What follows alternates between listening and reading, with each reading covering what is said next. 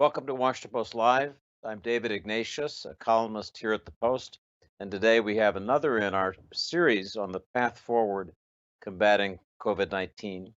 Our special guest today is David Ricks, who's the chief executive of Eli Lilly, one of the biggest pharmaceutical companies in the world, and a company that is pioneering the use of two new therapy drugs that we're going to talk about today. Welcome to Washington Post Live, David. It's good to have you. Great to be with you. Thank you. So let's start with these two new therapies. We've had so much news around the world in the last week about the COVID-19 vaccine produced by Pfizer, the emergency use approval by the FDA, and then the first shots administering it here in the United States. Governor Andrew Cuomo said yesterday that this is the weapon that will win the war. But there are other lesser known weapons in this war, and among them are the therapeutic drugs that Eli Lilly has been developing that I think people know less about. So let's begin with those. Two of your therapies have received FDA emergency use authorization: an anti-inflammatory arthritis drug, baricitinib, and a synthetic coronavirus antibody drug, bamlanivimab. And forgive my It's a hard one. botching the pronunciations, but explain if you would, for your non-scientist host and for our audience, what these drugs are and what they do for COVID patients. Absolutely. Well, I do think this is a moment for some optimism that we're at the beginning of the end for this pandemic, not just for the vaccine reasons you mentioned, but because medicines are emerging and becoming more widely available. So at the beginning, if we go back to February, the industry and our company, Lilly, worked on three basic pathways to make a difference. One is to repurpose medicines we already have against COVID-19, see if they're effective. Baricitinib, or its trade name is Olumiant, it's sold as a rheumatoid arthritis drug in the US, is such an example where, combined with another medicine from Gilead called remdesivir, it appears to allow people to leave the hospital early, and particularly those who are on oxygen and more advanced. That's so important because today there's 100,000 people in the hospital with COVID-19. Beds are filling up, and in some localities full. And discharging from the hospital is obviously a very positive indicator for survival. So that's an important advance. We developed that with the NIH and the other company, Gilead, and that's available now, widely available. There's no constraints. Doctors are using it around the country. The second strategy was to develop new medicines to attack COVID-19. And here's where the synthetic antibody, which is a complicated name that a lot of people have fun with, called bamlanivimab. You can just call it the Lilly antibody if you are sick and interested in finding out more about it. This strategy basically takes a turbocharged version of what your body does by itself when you first become infected. When you first become infected, your body notices the virus is different, and it mounts an antibody response against it. We've isolated antibodies from survivors of COVID-19 and taken the very best one, the most potent and effective, and we turn it into a medicine by engineering it, and then we make it in factories at huge scale. This is a relative of the idea of plasma, if viewers are familiar with that strategy, where you take the whole blood plasma from survivors, only it's much more potent, and we can make more of it because we don't rely on donors. We just make it in tanks. And so that received approval here this fall, and to date we've shipped over 250,000 doses around the country, and many of those have been dispensed, and it's proven to reduce the risk of going to the hospital if you're early in the disease by 70 to 80%. So we're directing that at those over 65 and with pre-existing conditions.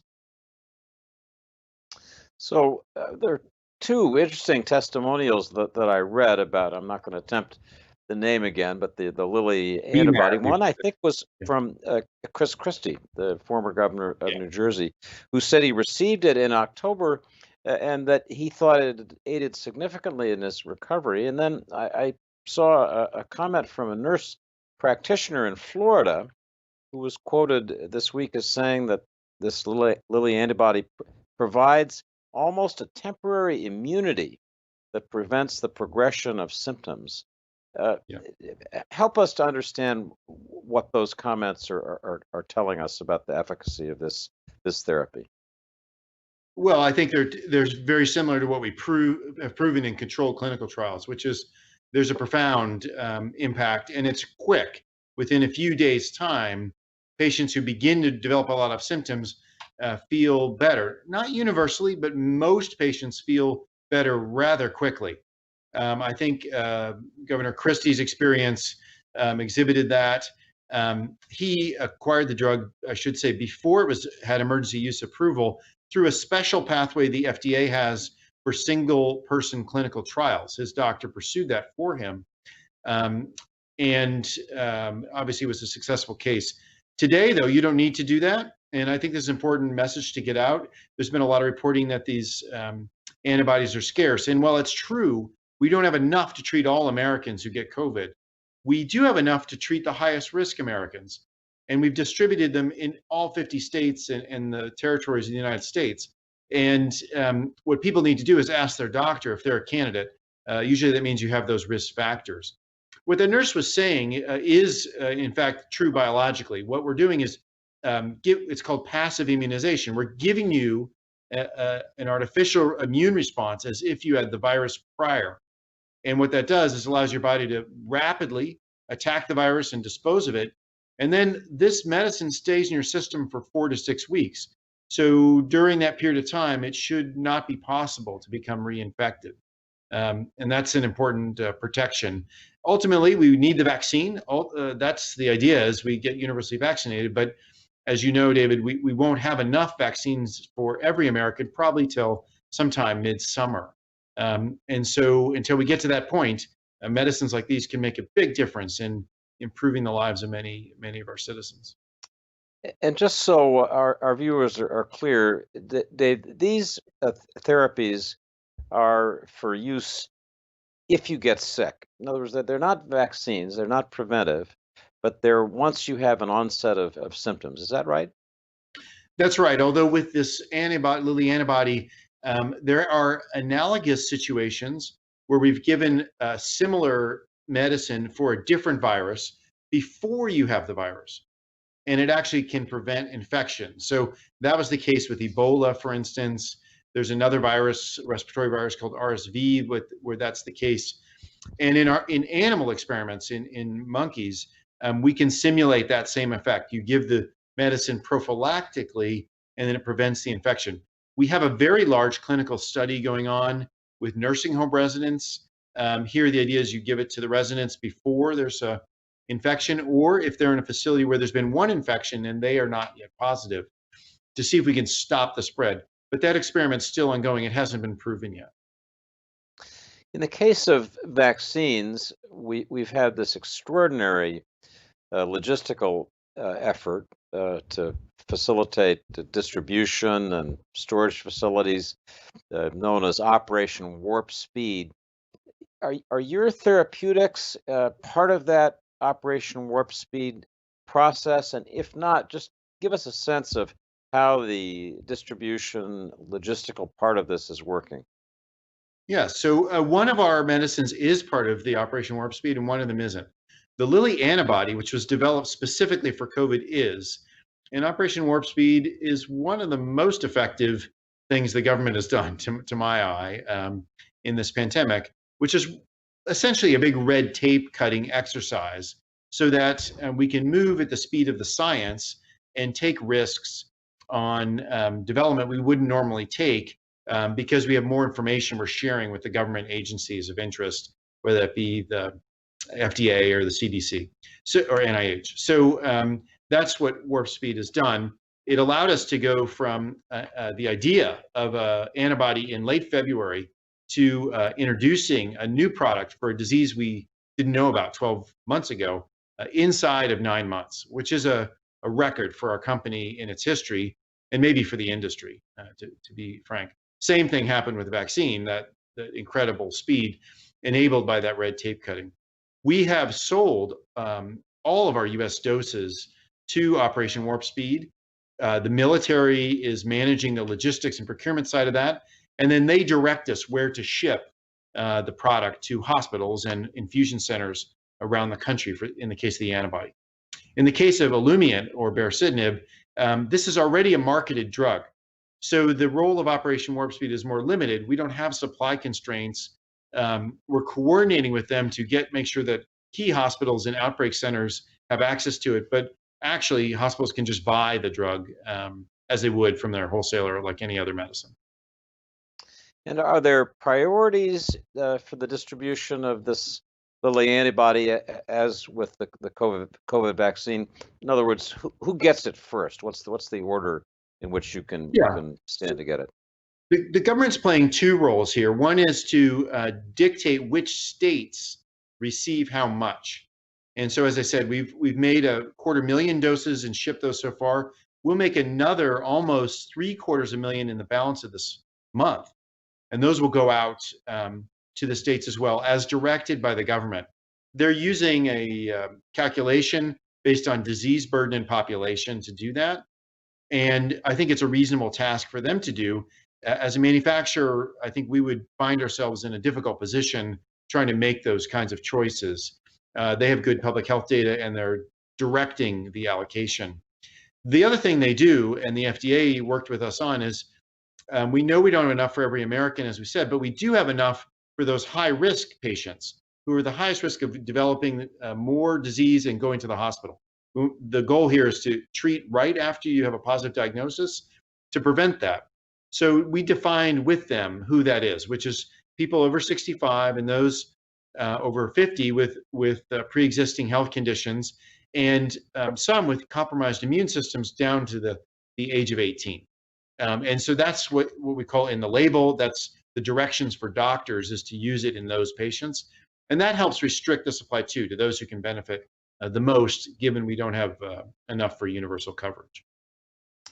So just to underline this for our viewers, to make sure that we're all understanding this, if you're over 65 and you get symptoms, you ought to go to your doctor and say, this Lilly antibody may be able to help me. And if you're over 50 and you have comorbidities, you're especially at risk. Same thing. Is that basically the takeaway here? Exactly right. And as I said before, there's been some reporting that people can't get them.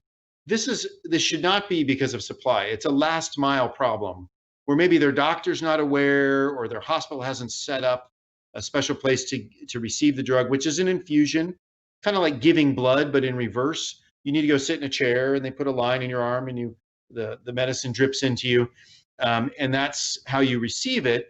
It's a routine practice in medicine, but when patients have COVID, hospitals have had to set up special facilities. That's being done day by day everywhere. Some states have used up all their inventory because they've done a great job getting it out to the patients in need. Some states have not. So I just want to encourage patients who are in those categories we just discussed, David, to really ask their doctor and be persistent to see if they're a candidate for this therapy. It could really make a significant difference in their outcome. So you told us that Operation Warp Speed, the U.S. government has bought on the order of 1 million doses of this. Right. What about distribution globally? How is that proceeding? On what basis?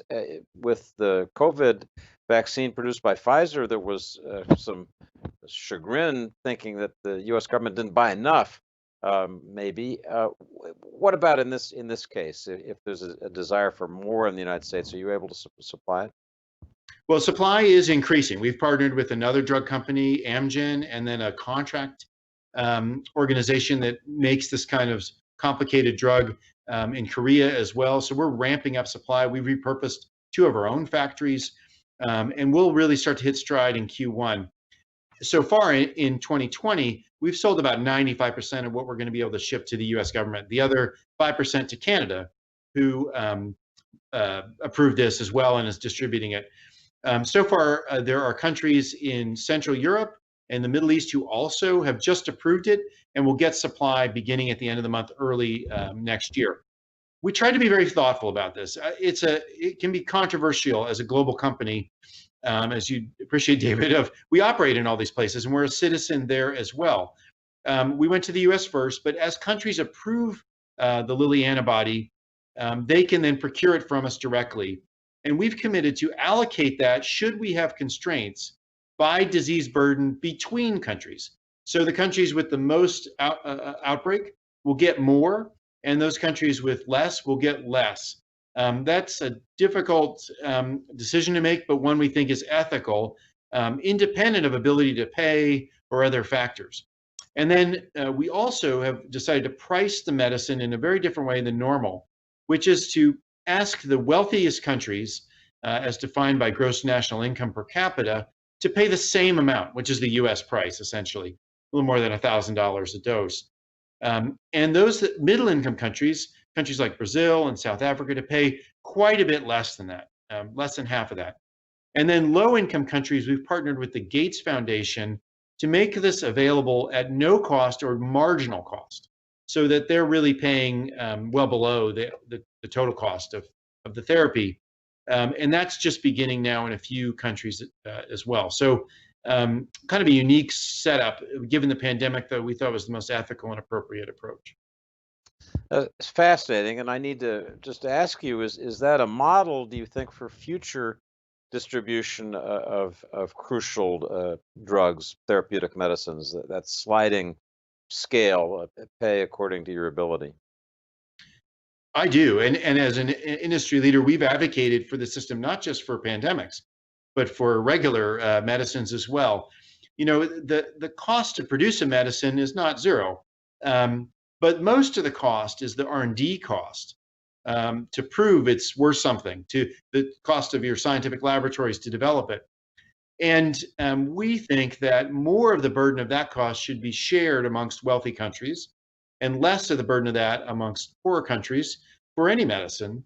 And that way we can have more equitable health improvement everywhere, and that ability to pay at the country level anyway is not a barrier to access for new breakthrough medicines. We're trying it here in this pandemic because it's new, things are moving fast, governments seem to be pretty cooperative with the idea, but we hope that elements of this catch on. Before we leave these Lilly therapeutics, I want to ask you about a third therapeutic that's said to be on trial now, I believe in Florida.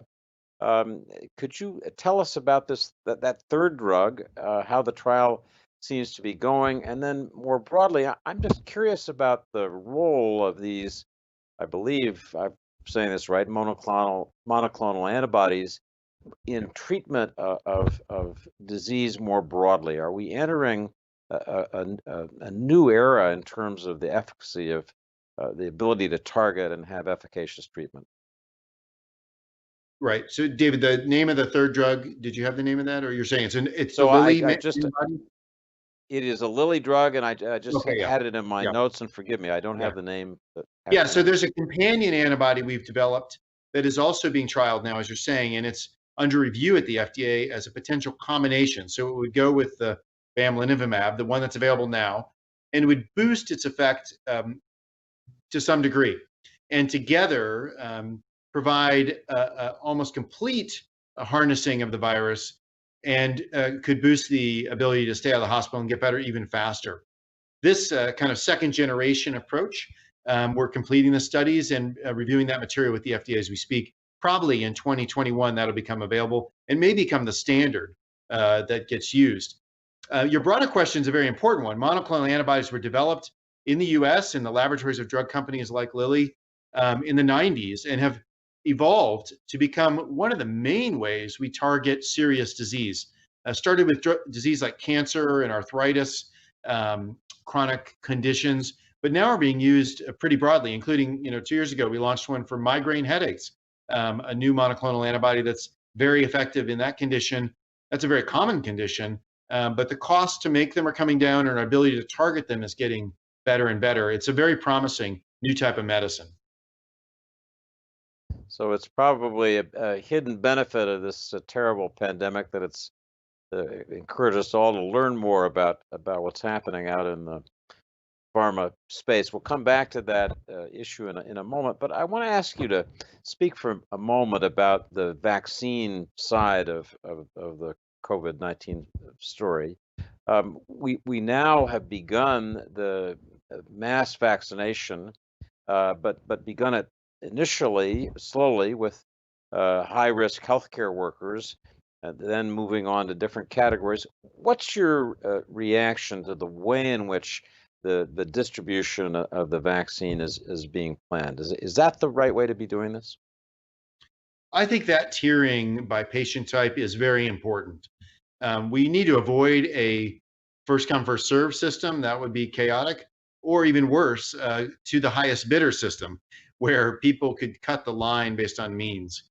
My wife's a pediatrician, so I have some empathy for this position, but the most at-risk people for COVID-19, and we saw this in the spring in the horrible outbreak in New York City, are people who are constantly exposed to a high viral load in the air around them. And even with the most careful, mask wearing that you could do, sometimes the virus can still, that's just reducing the odds. And that kind of exposure is very dangerous over time. So nurses, even those who are cleaning hospitals, working to admit patients, et cetera, transport patients, all of them, I think, should be the first priority. Then the protocol from the CDC is to go to seniors who are particularly in nursing homes in congregate settings. That's proven to be the most lethal setting. If you're a healthcare worker, you're most probable to get sick. If you're a senior in a nursing home, you're the most likely to die of COVID-19. And we need to stop that. And the way to do that is using vaccination as well. So those priorities seem clear. From there, the argument probably gets more complicated. There's a discussion about essential workers. So, food service workers and people who work in a pharmaceutical manufacturing plant, that they should be next. But there's a lot of people in that category, and we can't get to them all at once. States are then determining who in that bucket goes in what order. And I suspect there will have some differences between states, and that will cause some consternation. The good news is the volumes are growing pretty rapidly. In speaking to my colleague at Pfizer, I think that February will be constrained, but by March and April, pretty much all essential workers and many others who want to be vaccinated will be able to get vaccinated. And that the spring will really be the time where we'll have to lean harder into persuading reluctant, hesitant people to get vaccinated. We'll have enough supply, but not enough citizens who are lining up. And of course, the value of a vaccine isn't the vaccine, it's the vaccination. You need to put it into people for it to stop the spread of the virus. So I hope that helped to give you a lay of the land. Helps a lot, and it's encouraging. Should I ask you? You're operating around the world.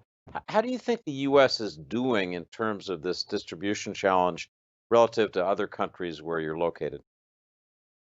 Well, it's just started in one or two other countries. In the UK, had a week or so ahead of us, and Canada's beginning as well. So far, I think it's fine. Now, the real test won't be for healthcare workers. Healthcare facilities are quite used to administering vaccines to their own populations. In the hospital where my wife works, for instance, you have to get a TB test annually, a flu vaccine. You have to have up-to-date vaccination schedule for all serious infectious diseases, which is accepted because people don't want to get sick from their physician or their nurse. And that regimen is given frequently by the hospital to their employees. That's the phase we're in now, so I don't expect many problems, and I don't think we've seen them. As this grows to nursing homes, that becomes a little more complicated, but their residents are stationary. They're in their home and being cared for by healthcare professionals. And then as we get out to essential workers, I think it'll get logistically harder. We'll need drive-through facilities, or for large employers like us to set up on-site, perhaps tents where people can go and get the shot. And then record keeping will become even more important, so people get the shot at the right frequency. As you know, you need to get 2 different shots of this initial 2 vaccines, Moderna's or Pfizer's. J&J's holds a promise of 1 shot. That's quite a bit simpler than 2. You need to have them spaced apart by 3 or 4 weeks, depending on which one you get. And then we don't want to double vaccinate people when we have a constrained volume. So record keeping will be important. Those are all challenges ahead of us. And this administration has taken an approach to delegate many of that decision making to states. Much like with our medicine, we just spoke about the Lilly antibody. You see a lot of differences by states in how they're executing, and I suspect that'll be true with the vaccine as well.